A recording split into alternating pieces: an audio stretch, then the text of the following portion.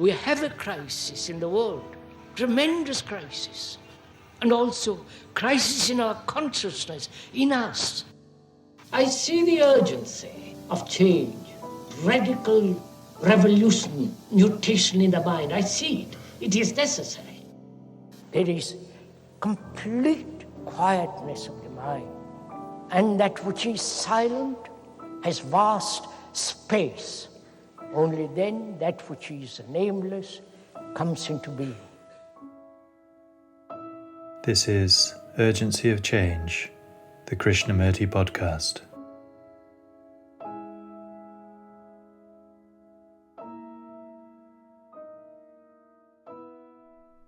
To communicate, you and I must meet at the same level, with the same intensity, at the same moment.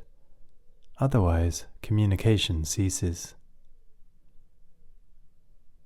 Hello and welcome to episode 289 of Urgency of Change. The Krishnamurti Podcast features carefully selected extracts from Krishnamurti's recorded talks. Each episode highlights his different approaches to universal and timeless themes that affect our everyday lives, the state of the world, and the future of humanity. This episode's theme is communication. Upcoming themes are flowering, behaviour, and art. This is a podcast from Krishnamurti Foundation Trust based at Brockwood Park in UK, which is also home to the Krishnamurti Retreat Centre. Situated in the beautiful countryside of the South Downs National Park, the Krishnamurti Centre offers retreats individually and in groups. The focus is on inquiry in light of Krishnamurti's teachings. Please visit krishnamurticentre.org.uk for more information, including our volunteer programme. You can also find our regular Krishnamurti quotes and videos on Instagram, TikTok and Facebook at Krishnamurti Foundation Trust. If you enjoy the podcast, please leave a review or rating on your podcast app. This episode on communication has 4 sections. This first extract is from Krishnamurti's first talk in Saanen 1965 and is titled, Communication is a Two-Way Process. I think it would be good to begin with the understanding of what is communication.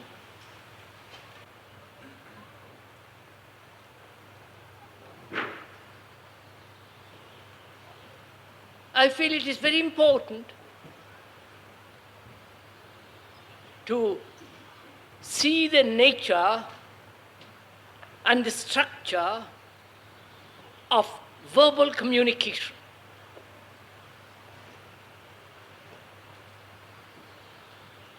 We have to use words,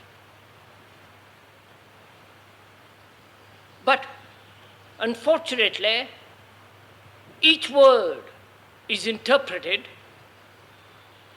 by you as well as by the speaker according to a certain reference or a memory or an incident or an experience.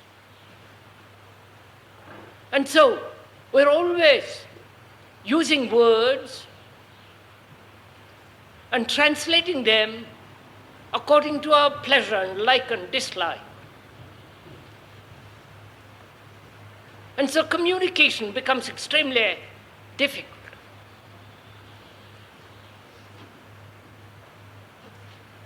And if we don't commune or communicate with each other, then there is no point in meeting at all, getting together in a talk like this. So, it seems to me that it is vitally important to understand each other. For communication is not one-sided. It's not that you are merely listening to the speaker and try to understand what he's talking about.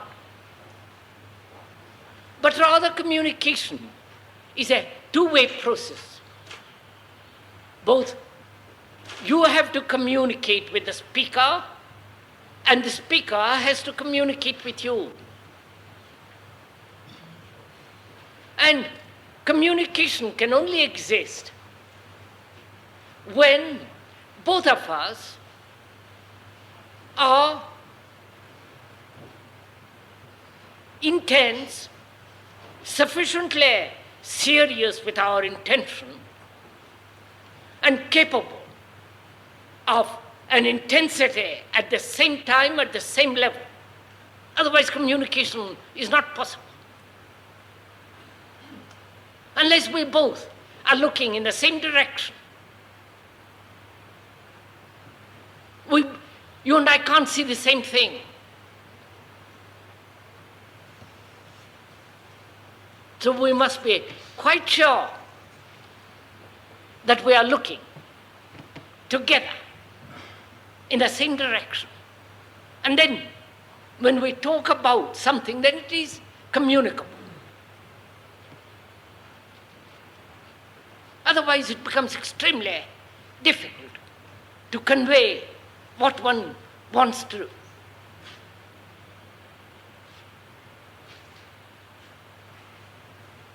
So, from the very beginning, we must be very clear in what direction we are looking. Whether we are looking, both of us, in the same direction. You may be looking south and I may be looking north, and the communication is not possible.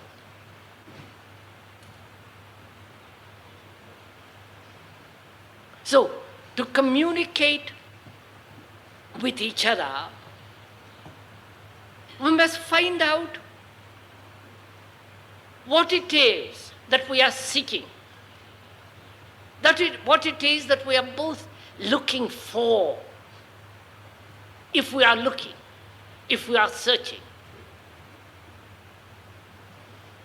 You may be searching because life has so many problems, individual, collective, conscious, unconscious. So many tortures, such despair, anxiety. And you might be seeking a way out of them. A conflict in the family, in relationship, uncertainty of a job.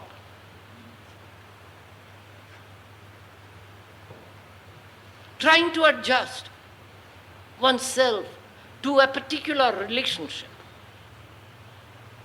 or being tortured, being in despair, uncertain. One seeks a certainty, a hope, something that will give comfort. Perhaps that's what most of us are doing. Perhaps that's what you're doing. And the speaker, perhaps, is not doing anything of that kind at all.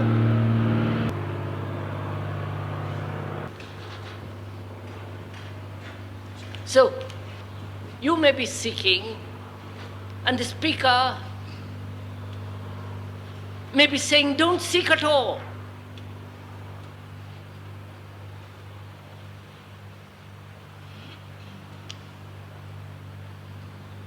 So when you are seeking, and the speaker says, don't seek, there is no communication.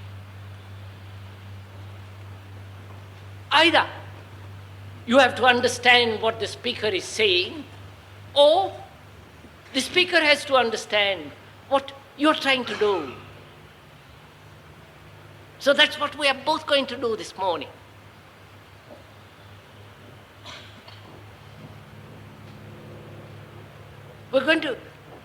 You are going to find out what the speaker wants to convey when he means don't seek at all. Don't inquire. Don't grope around. Don't go to this and to that group, to that teacher, to that book. to that organization, to a particular teacher, to a particular system of thought. Don't go to any analyst. Don't seek any help from outside. And you have to understand what he means by that. Why he says it. Is it irrational, unreasonable, stupid, has no meaning?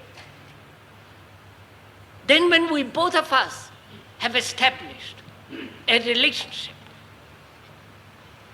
that is, that we both of us are looking in the same direction, then communication becomes extraordinarily simple, easy and vital.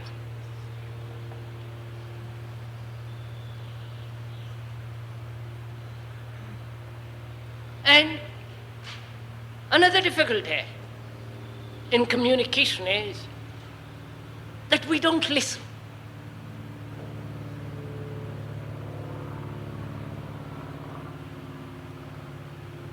To listen to that aeroplane that's coming back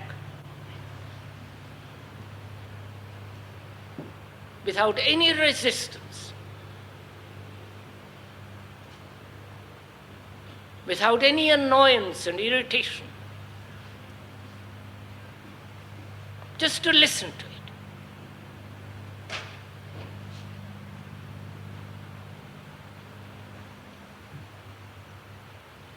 And it is very difficult to listen to somebody who is saying something entirely the opposite of what you're thinking about, what you want.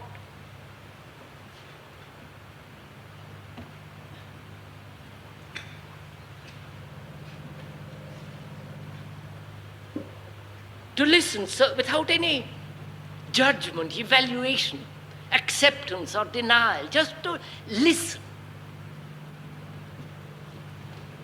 And that's one of the most difficult things to do.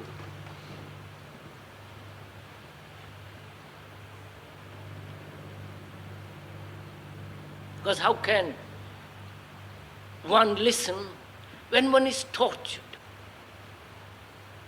When one is caught in the net of uncertainties?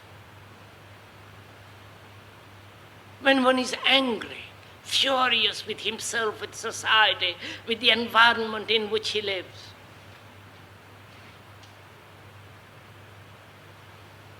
And it is extremely difficult to listen quietly.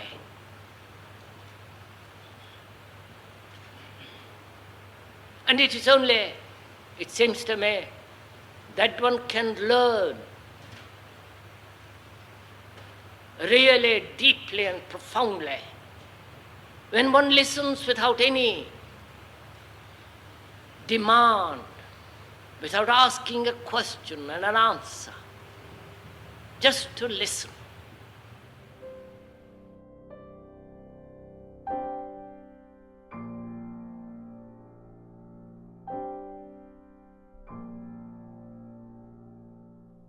The second extract is from the second talk at Rajghat in 1964 and is titled Communication and Communion. First of all, to understand what we are talking about, we must establish the difference between communication and the nature of being in commune.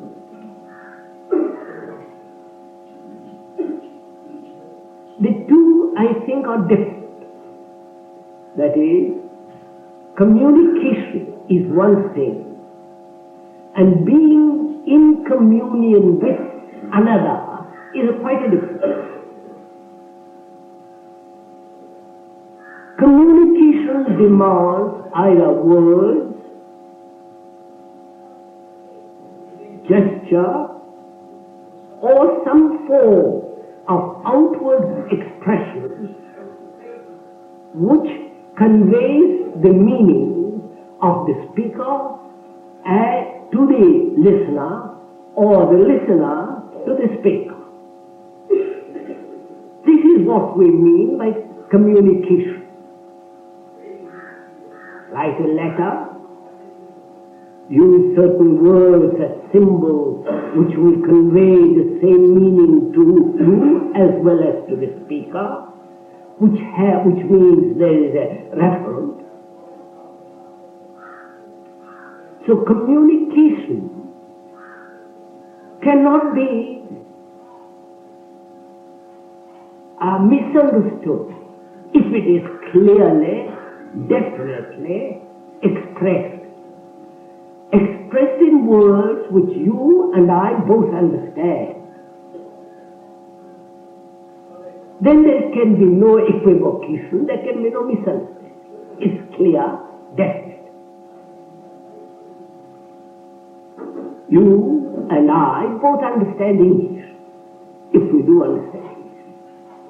And we use the words as a means of conveying certain specific meaning to certain words, to certain symbols, to certain gestures. And then we both are in a state of understanding what is being communicated. That's very clear. But the other thing is much more difficult, which is to be in communion.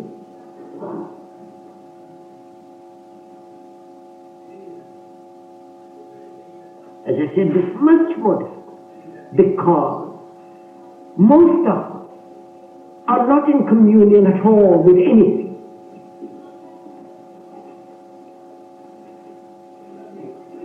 I mean by that word not only the meaning the dictionary gives, but also much more than the meaning given in a dictionary. To be in communion with something implies, does it not, that there is no hindrance between you and the thing you see, the thing you regard, you observe. To be in communion with nature, that is with the birds, with the trees, with the river, with the earth, the green field, the swallow on the road. One is not in communion with nature if there is any sense of resistance, any sense of condemnation or disregard or turning away from it. There is communion when there is no interference of thought between the thing and the observer. Do please pay little attention to this. Because what we are going into presently demands this communion between the speaker and you who are the listener. Otherwise we shan't meet at all. We should merely be able to communicate verbally, but we should not be in a state of communion with each other. And that is necessary, it seems to me, to understand the real significance of action which is not contradictory.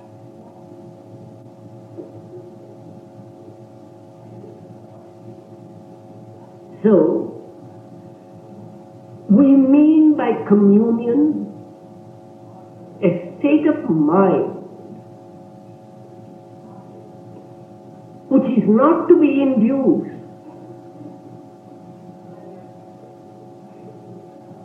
which allows no barrier to come between that which is being heard that which is maybe contradictory to what you believe or not believe.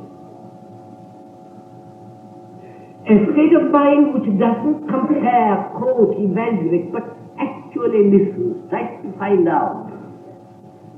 You know, there is communion between people, between nature, when there is a great affection,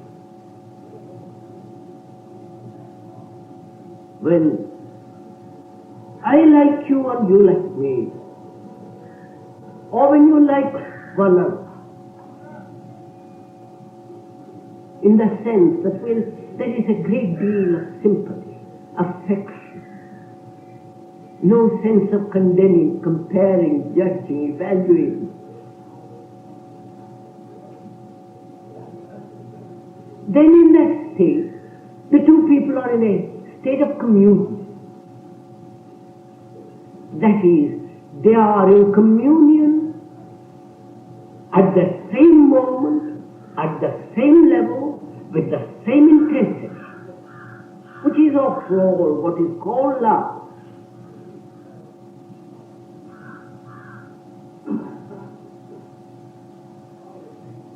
So it's only a mind that can put aside every form of opinion, judgment, evaluation, comparison, and so on. It is only such a mind can be in communion with nature or with another, or be in communion with itself, which is much more difficult.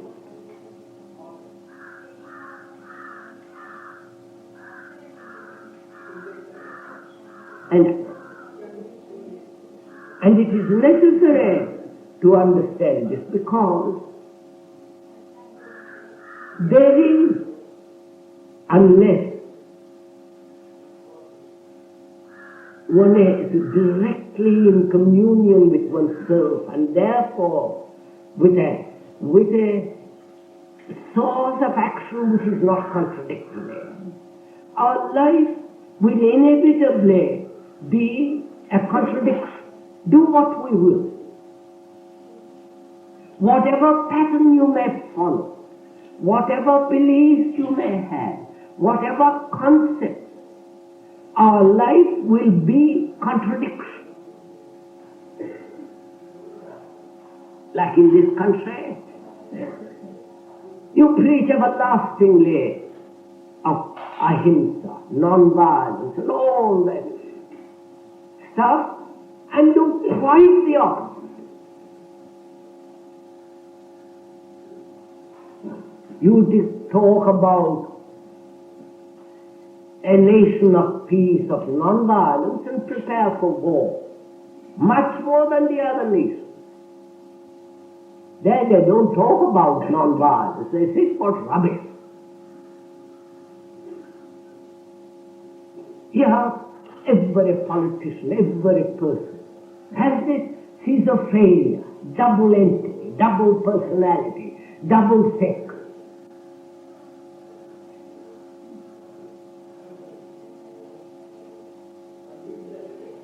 The ideal, most marvelous ideal, which have no relationship whatsoever with the daily existence. So one leads such a terrible, contradictory, hypocritical life. And this contradictory life makes for greater contradiction, greater misery, greater division between the fact and the theory.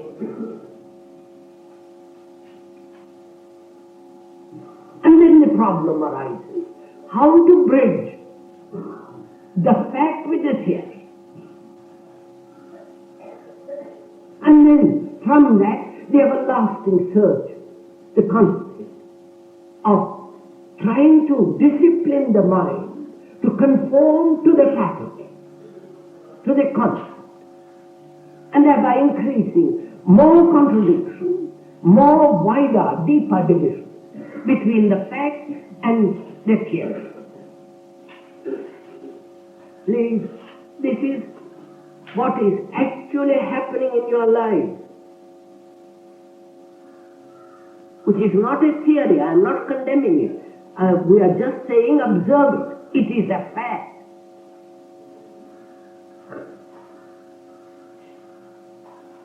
So, one asks oneself if one is at all serious. And it's only for the serious life is. It's only for the man who is very earnest. Life has depth, meaning, significance, vitality, energy. But most of us are not serious. We are serious in fragments. Little bit here, seriousness, a little bit of seriousness there. It's not a total earnestness. So, to find out a total action, to find out, not to be told by me, by the speaker, what is a total action, and that becomes the pattern, the ideal, and you're back again in contradiction. But if you are able to find out for yourself, exercising your reason unemotionally, exercising whatever capacity you have for understanding, then you will find out for yourself what is this total action, which is not divided as the individual action and the collective action, or the individual paying back to society what society gives. All this division comes to a complete end. And the ending of this division in action is the beginning of maturity. So, this morning, we are going to find out for ourselves through exploration, not through confirmation, not through being told what it is, or creating a pattern, verbal pattern, and all patterns are verbal, except the engineering pattern laid down on a blue paper.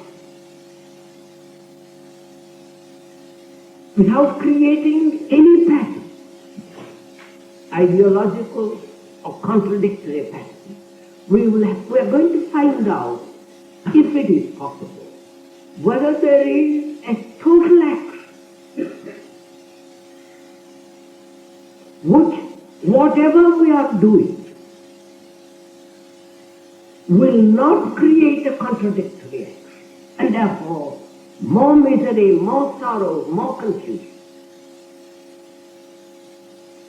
If that's clear, and I think that's enough, that what I have said this morning is good enough, without going into too many details. Therefore, first we have to consider what is communication. One has to understand that very clearly. Because after understanding that, we go into and find out what is the mind that is in a state of communion. When we have something to communicate to each other,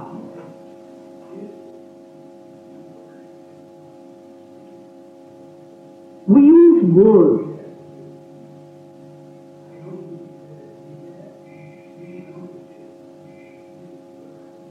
When I say I like you or I don't like you, I have to use words or a gesture. And that gesture, that word, that symbol gives the meaning. And you interpret that according to your like and dislike, or according to your condition, or according to your fear. So, communication with words has its own limitations. Unless we both of us use the same word with the same meaning, with the same clarity on both sides, then we understand through communication what it is that is being said. That's again very clear, isn't it?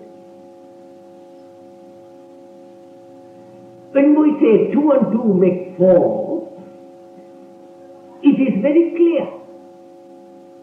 It's only not clear when your mental state is perverted, refuses to see, when there is imbalance in the mind, when the mind has some fixation, has some definite opinion, ideas, conclusion, which says, no, 2 and 2 make 6, or 5, whatever it is. Then such a mind refuses to see the fact and denies the fact because it's already caught in its own conditioning, in its own opinion, in its own experience, belief, and refuses to see the fact that 2 and 2 makes 4. So, see the difficulty of communicating with somebody who is so traditional, as most people are, bound by their own ideas, opinions, judgments, by fears,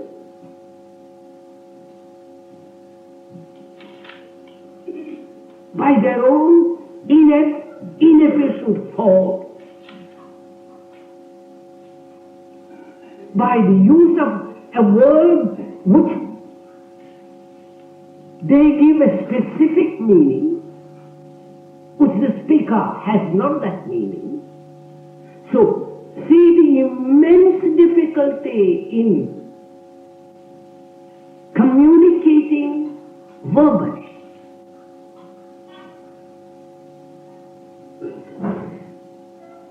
Because we use certain words, like let's say discipline, and you immediately have certain patterns.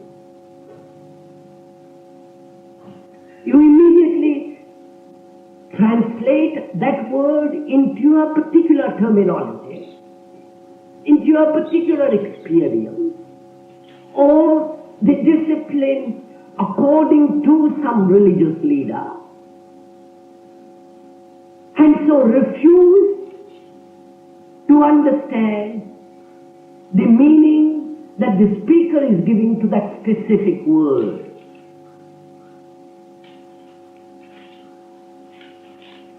So as long as you take a position, intellectual position or a verbal position, and refuse to budge from that position, any form of communication is impossible. That's again very obvious. So then it is only possible to communicate, not commune. I'm using the word communicate. It's only possible when you and I, when the speaker is using a word, non-Sanskrit, English word, would you understand it at the level of that word or the meaning of that word which the speaker has given, and not translate it into your particular terminology of Sanskrit or whatever it is, which has its own associations, then there is a possibility of communicating with each other in that term. Look, sir, like the word discipline, effort. I use the word discipline in its actual sense, meaning of that word, English word. Discipline means to learn. The root of that word is to learn. But to you, it has quite a different meaning.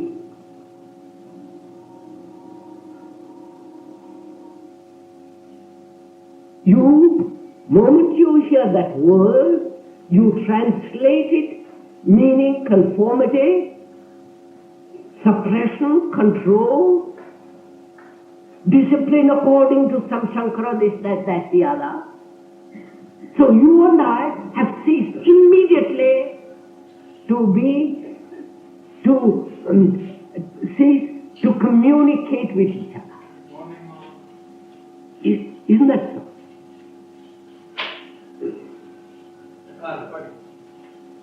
Even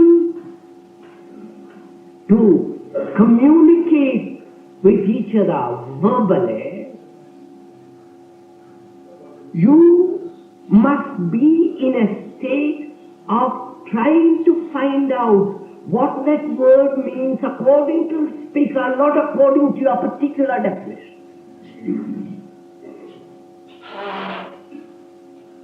And it's very difficult to communicate at the verbal level. And it's much more difficult to be in a state of communion with each other over something which demands astonishing energy, astonishing sense of no division, but seeing the same thing together at the same time, at the same level, with the same intensity.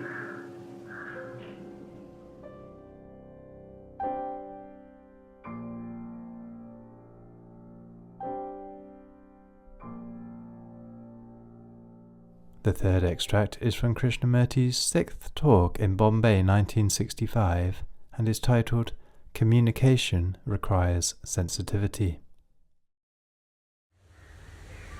To really communicate, one has not only to see with one's eyes, to hear with one's ears, but also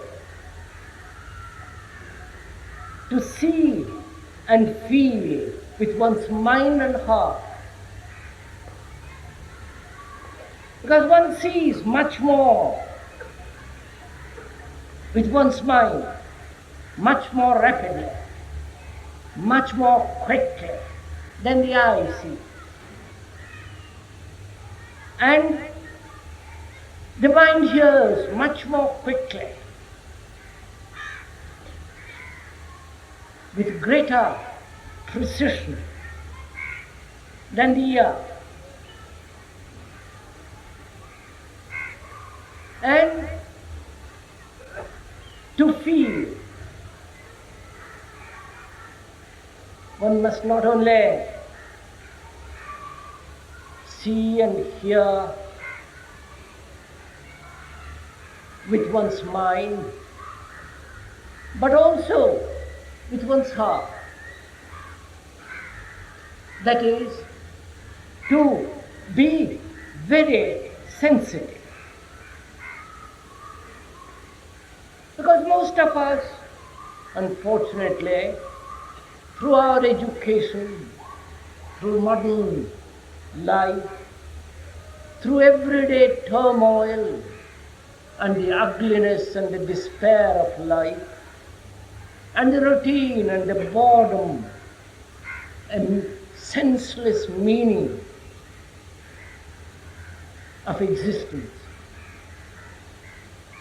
most of us have become insensitive.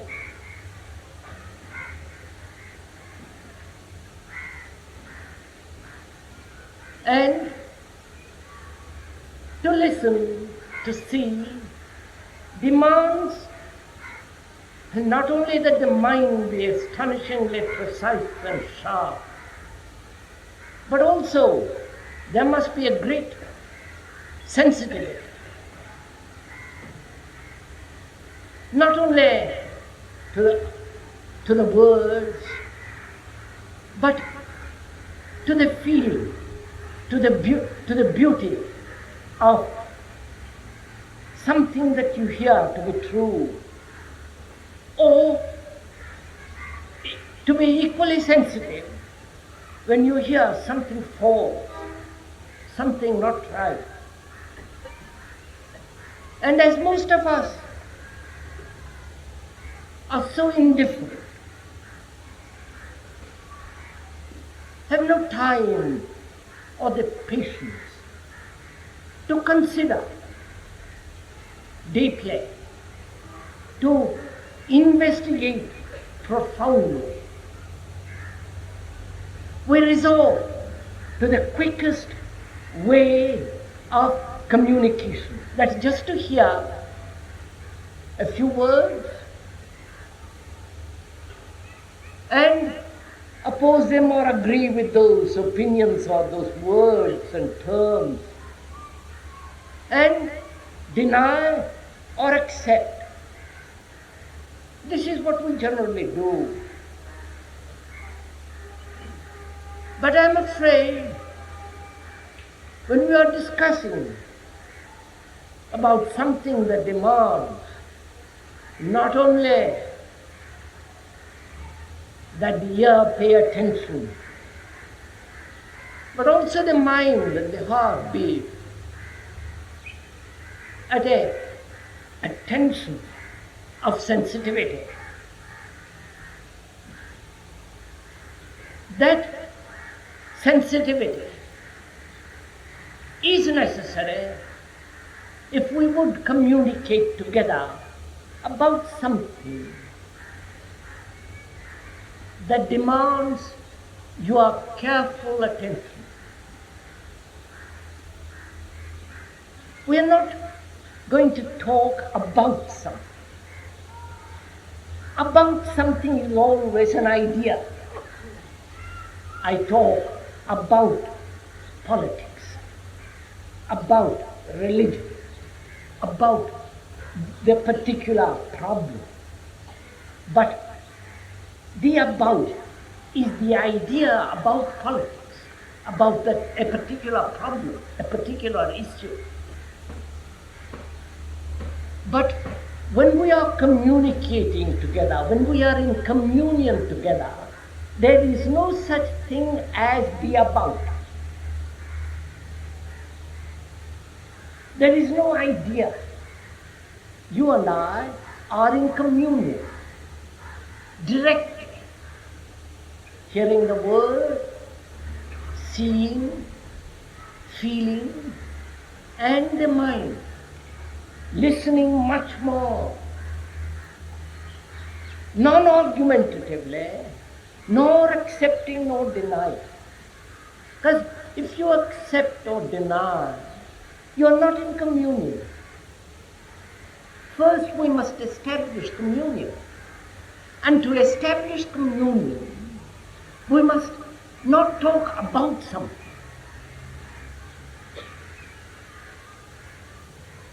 Because always the about is the unessential, the word, the opinion, the belief, the dogma.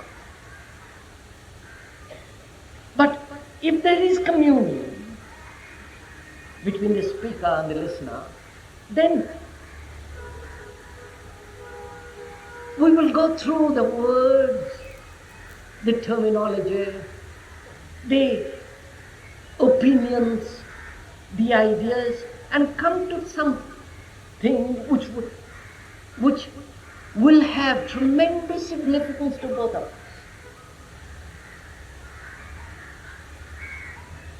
What I want to talk about this evening, again about, or rather what I want to commune with you, which is better,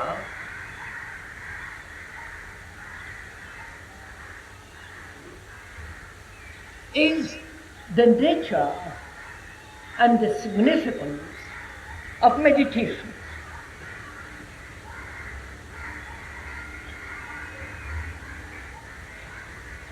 Now, first of all, that word naturally evokes certain images, certain reactions, pleasant or unpleasant, and so on.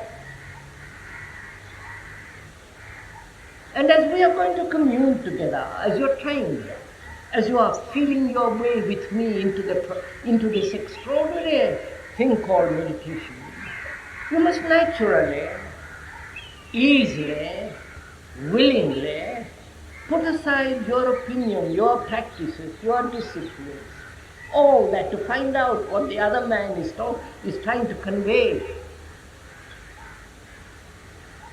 And it's one of the most difficult things to find out for oneself what is meditation.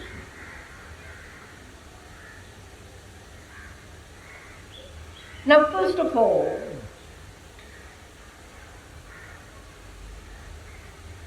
to enter into an immense problem like that, you need to be very sensitive.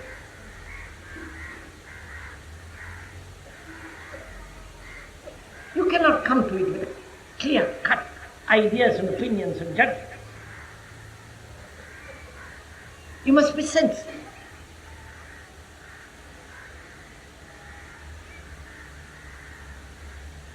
We are rarely sensitive to beauty. Beauty means nothing for most of us.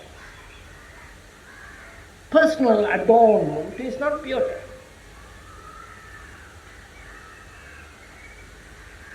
Beauty is not a reaction of some kind of stimulation. You listen to good music,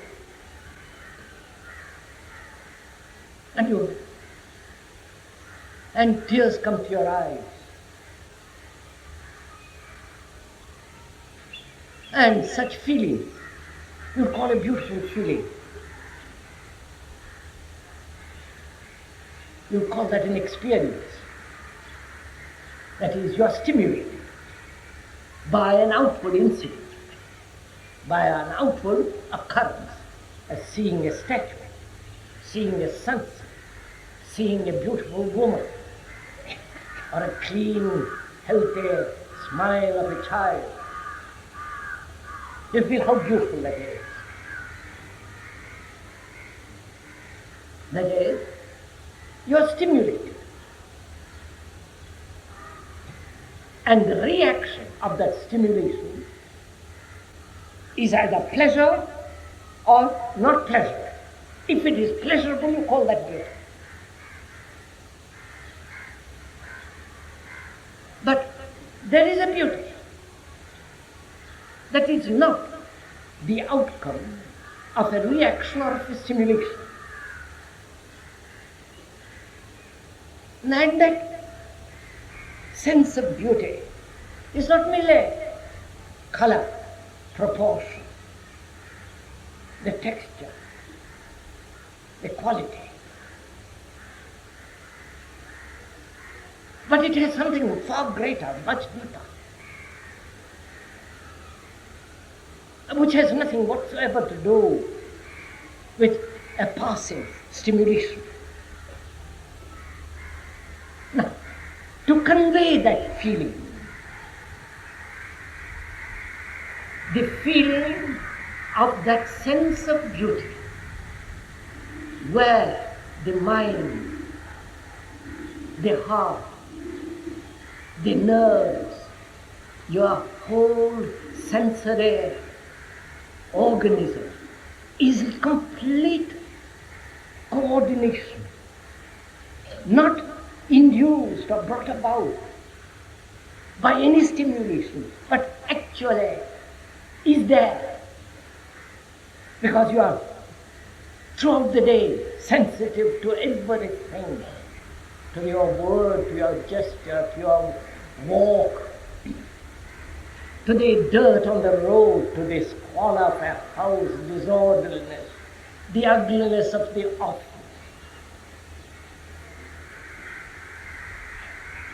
the brutal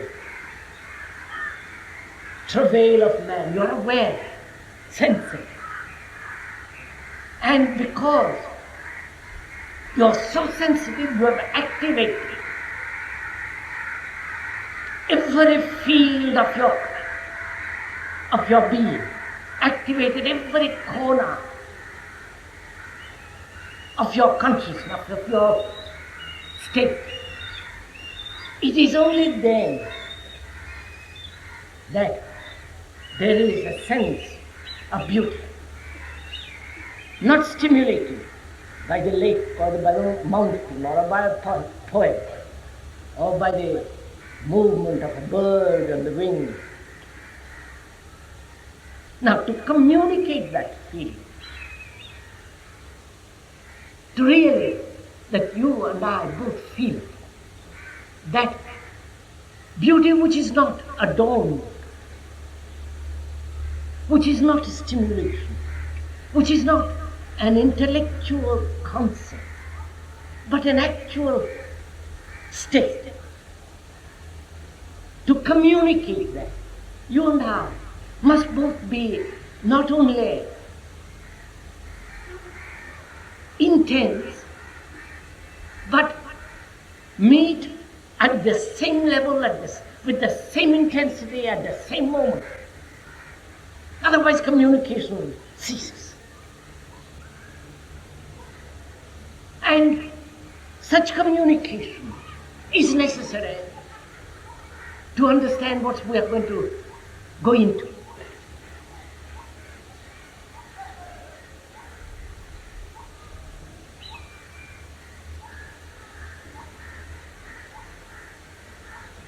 You know, we rarely are in a state of communion.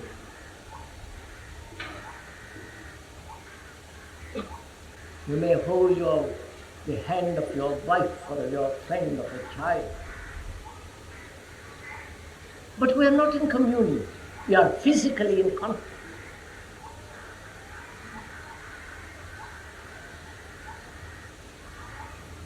Communion implies that there is no division. Not physical division, but much more a mental, emotional division, which each one of us has, because each one of us is struggling to assert himself, to fulfill himself, to be something, to strive, trying to become famous, ambitious, competitive. And in that state, there is no communion.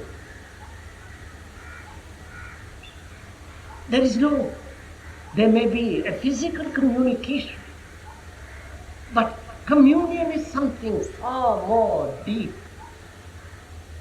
much more intense, where you and the speaker are both in contact with something that is real, not imagined, not dialectic, not mere reason, where both of us see the same thing at the same moment with the same intensity. Then there is an extraordinary relationship established between you and the speaker.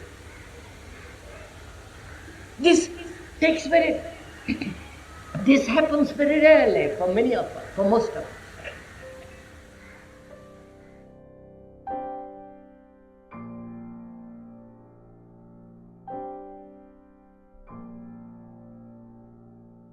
The final extract in this episode is from the first talk in New York, 1969, and is titled, Communication is to Create Together.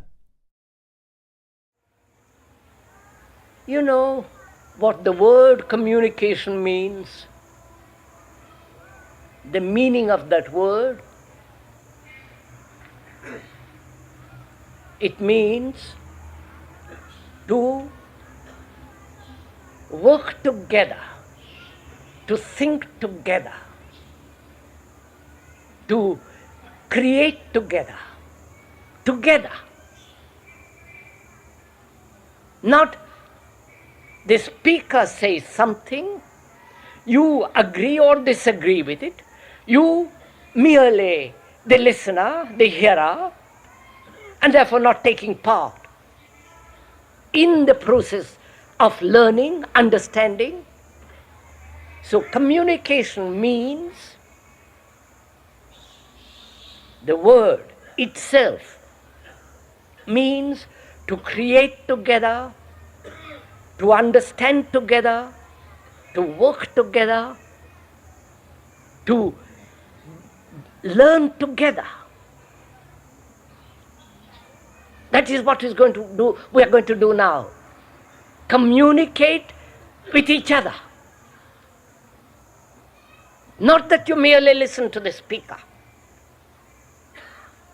That's fair. That's the childish game. Every hall, every guru, every leader, political or religious, merely lays down or talks about. In that there is no communication at all. Communication means to work, learn, understand and create together. Therefore, there is no division between the speaker and you. This is very important to understand if we are to proceed any further. If you are unwilling or lazy or indifferent, so that you do not want communication, then you are out of it. But if you are earnest, serious, really concerned with what is happening in the world, then you and the speaker can establish a communication, a learning together. Not from books, not from any authority, but together. That means there must be a rapport between you and the speaker. We must both be vitally, intensely interested in the thing that we are talking about. That's the human being, not the idea of the human being, not what he should be, but what he is.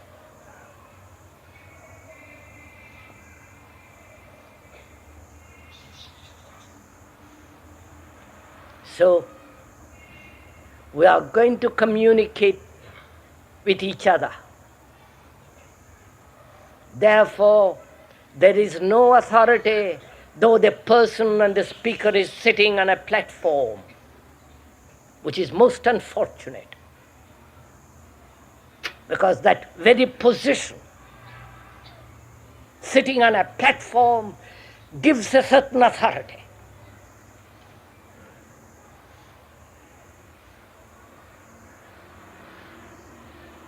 And we strip away the platform.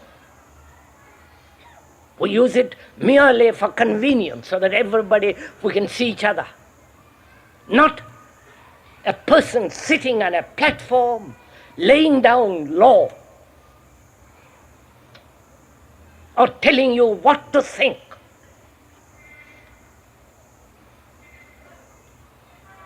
So where there is communication, there is no possibility of any obedience following authority. Please bear that in mind right through these talks. We are two human beings with enormous problems.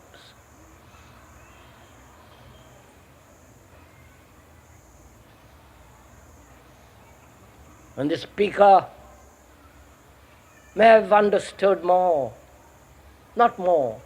The word more, better is an ugly comparison.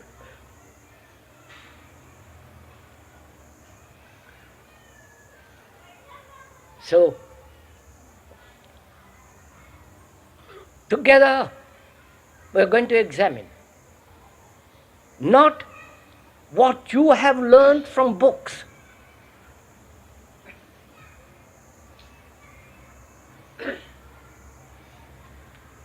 not what you have been told, because books, however sacred, whatever they are, they're printed words. Books, religious leaders, education, science have completely failed. Because look at your own life. Not at the life of Shankara or the Buddha or Christ and so on. What matters is your life, not according to what they say, what your life is in every day. And if you lived according to them as you have done, or rather pretended to do, you have become hypocrites. And therefore, when there is hypocrisy, there is division, pretension, division, which brings about conflict, destruction, separation.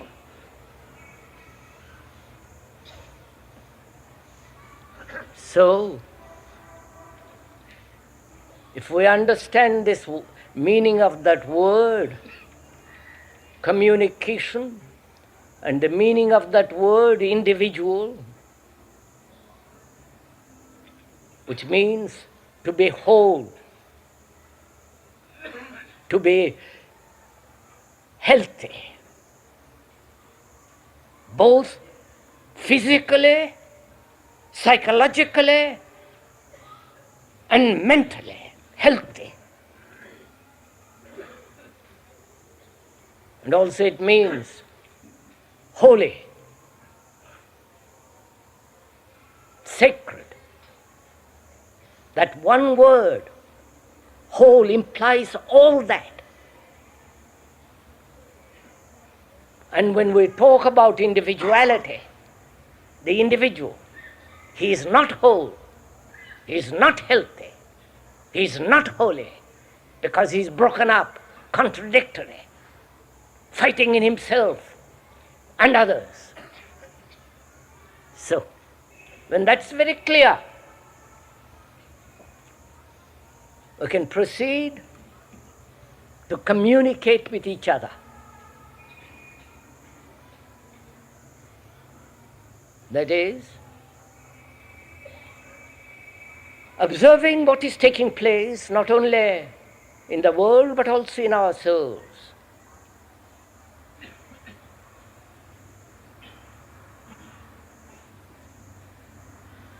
Observing that we have given faith, trust to the political leader, to the religious leader, to formulas, concepts, to doctrines, to political parties, Communist Party, Socialist Party, religious party, this party and that party. We have given our faith to it, our trust, and they have all failed.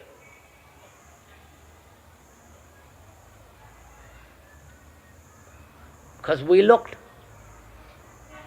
to systems, to methods. Please do listen to all this. It's your life. Because they have said, this is the best system. This is the best method. What Marx says goes, or Mao Zedong, or Shankara, or the Buddha and so on. They have offered you formulas, patterns, and you have given your life to patterns, words, to descriptions.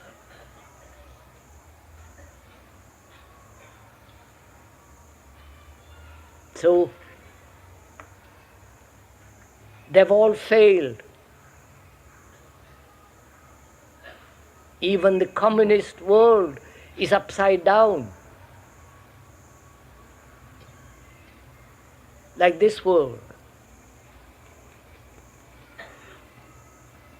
And having no faith in anything anymore,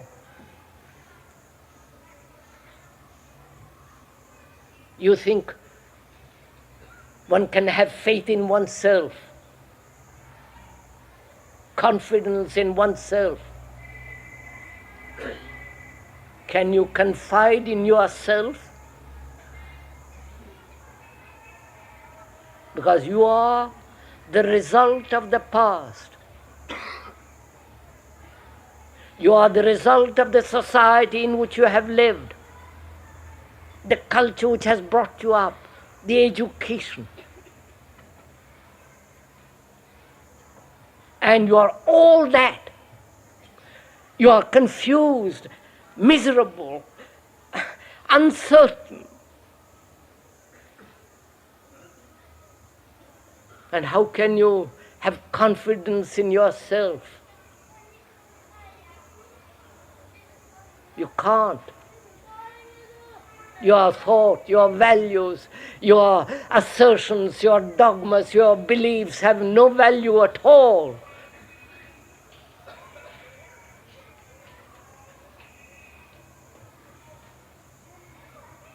So you have neither confidence in yourself nor in those people to whom you have given your trust, your heart, your mind for the millions of years. So, seeing all this,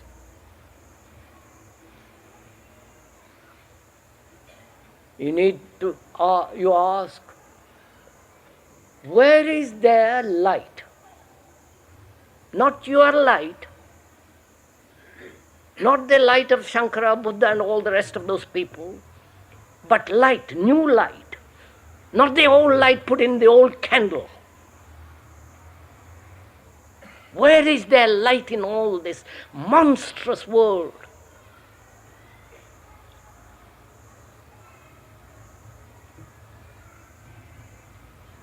You understand the question? Seeing the complete disorder in the world, seeing the darkness of sorrow and fear, anxiety, uncertainty, not being able to rely on anyone, including on yourself.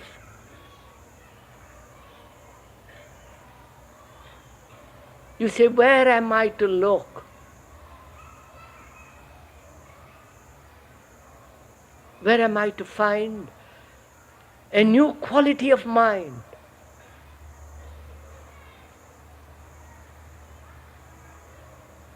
So that's what we are going to find out. That's what we are going to learn about. Communicate with each other. So that the new quality of mind is necessary.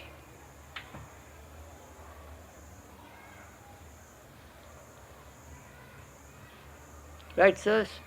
Is this very clear? That a new quality of mind, of the brain cells, of the heart is necessary to meet this enormous complex life. Because the old has not answered it. The old brain, conditioned for millions of years, cannot answer it. It can only answer in the terms of its own conditioning, of its own memories, beliefs, fears, and therefore it cannot answer something new. Right? Be very clear on this point. If you say, I'll go back to the old tradition, I'll practice more Hinduism or Buddhism or become more ardently communist, that game is over.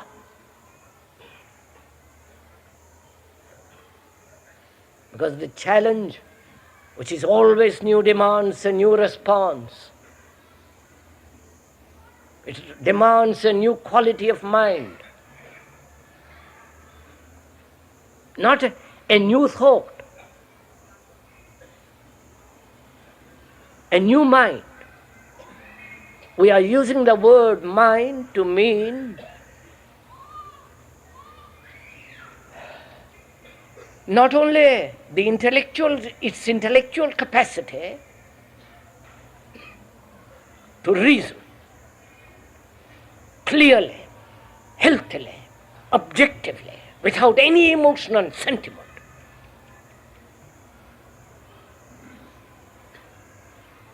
The intellectual capacity and the brain.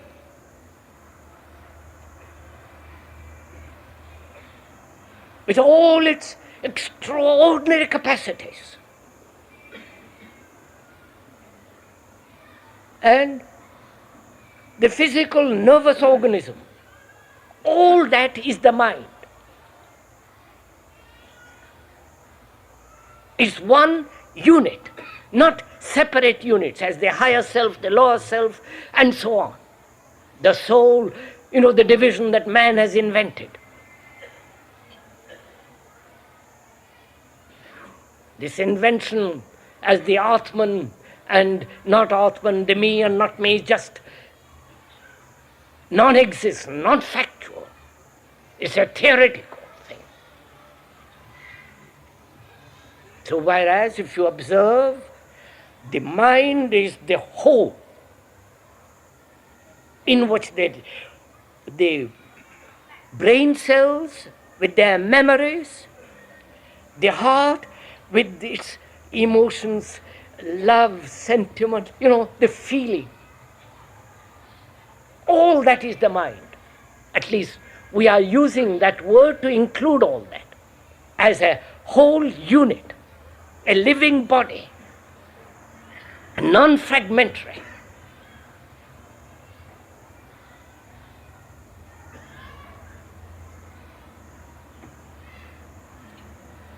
I hope you're also working.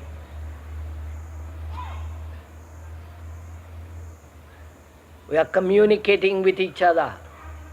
Therefore, we are working together. You're not merely a listener. You are partaking in what is being said, which doesn't mean you agree or disagree. So, how is it possible for the brain, which has lived for millions of years, to undergo drastic change?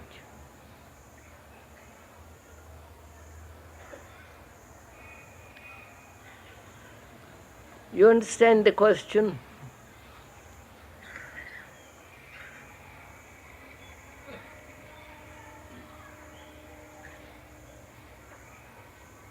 We need a new brain, not transplanted by the experts. We need a different quality of mind.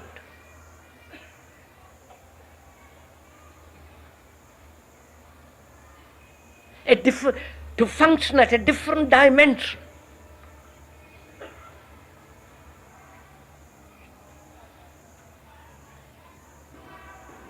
And can this happen? And that's what we are going to learn. Learn together. So, please, this is a very complex question. You have to follow this very closely, step by step, otherwise you won't understand it. As I said, as the speaker said, he has not learned this from any book, from any philosophy. from any psychoanalysis. He has observed. He's observed not only himself, but the world around him. In this observation, he has found that the world is not different from himself. He is the world, and the world is him. Not as an idea, as an ideal, but actually, you are the world. You live in this country. This country has taught you to be a Hindu, a Parsi, a Sikh, a Muslim, God knows what else. It has taught you to be a communist, a socialist, and so on. It has poured into you propaganda for thousands of years. You are that.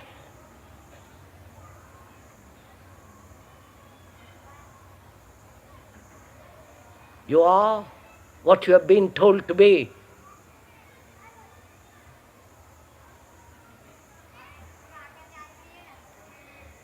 And in observing, one sees the necessity of a new mind, new quality of mind. I think everyone agrees to that, agrees verbally. Intellectually, yes, they all say yes, that is what's required. Because the old responses have failed.